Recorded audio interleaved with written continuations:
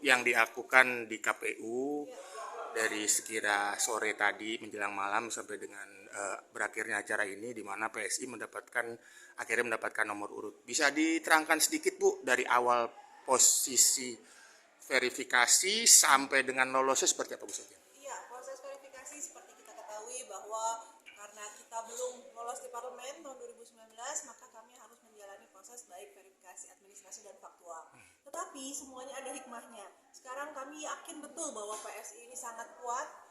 Kita tahu betul bahwa seluruh teman-teman kami di kabupaten kota 514 itu semuanya strukturnya kuat, anggotanya juga luar biasa, dan terus mengadakan kegiatan-kegiatan buat rakyat.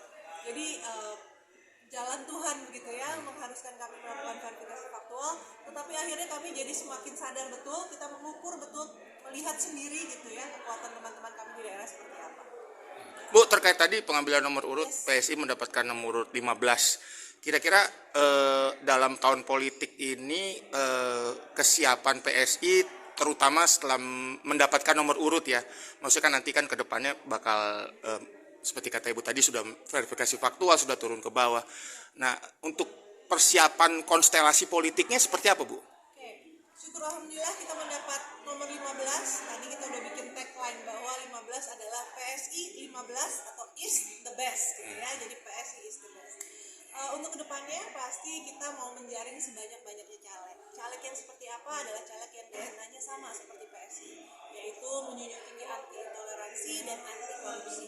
Seperti hasil pemilu 2019 yang lalu, kita kan punya 72 anggota dewan. Semuanya bekerja sesuai dengan DNA PSI, yaitu anti intoleransi dan terus anti korupsi. Kita sudah menghemat ratusan miliar uang rakyat. Bagaimana caranya? Dengan mengkritisi semua pengeluaran yang tidak perlu untuk semua APBD daerah. Nah, itulah yang terus kita bangun. Untuk itu kita minta semua teman-teman anak muda yang ingin memperbaiki Indonesia lebih baik lagi untuk bergabung bersama PSI dan maju dan menjadi wakil rakyat dan nantinya bekerja terus hadir dan kerja untuk rakyat. Bu, izin Bu, terkait ini kaderisasi, bagaimana PSI terkenal dengan partai milenial punya integritas.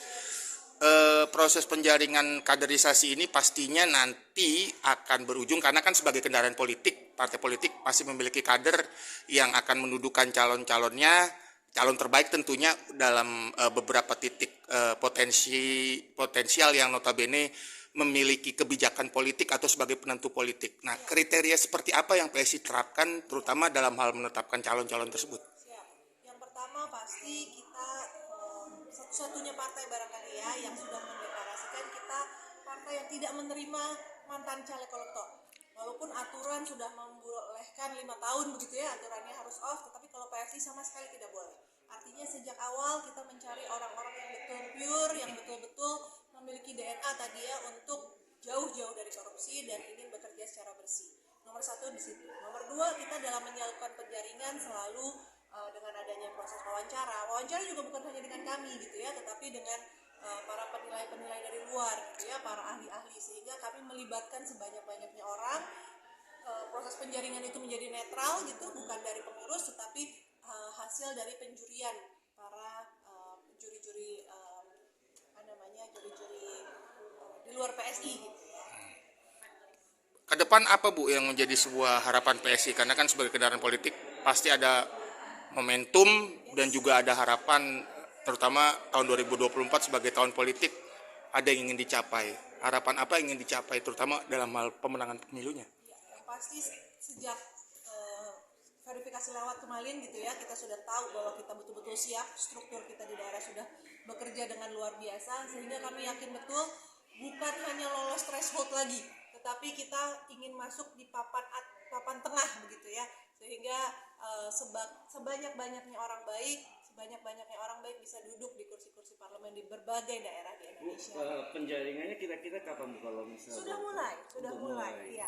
Untuk beberapa daerah bahkan sudah masuk ke tahap 2. Rencananya kita akan buka 3 tahap sampai dengan nanti DCS.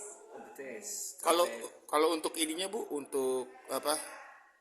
Bagaimana mensosialisasikan mulai dari medsos? Ya, dari seperti apa? semua media lah. teman-teman kita di struktur sudah banyak mendatangi misalnya komunitas tertentu gitu ya, kemudian tokoh-tokoh daerah.